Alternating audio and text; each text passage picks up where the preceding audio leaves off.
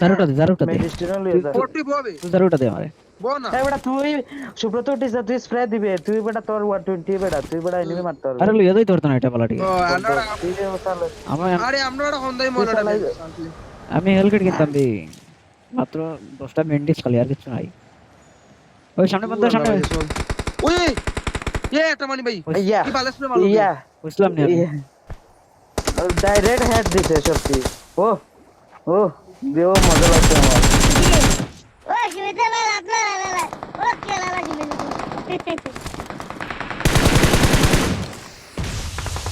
আমি ওটা লেগে কই তোরা চালান লেগে কইছি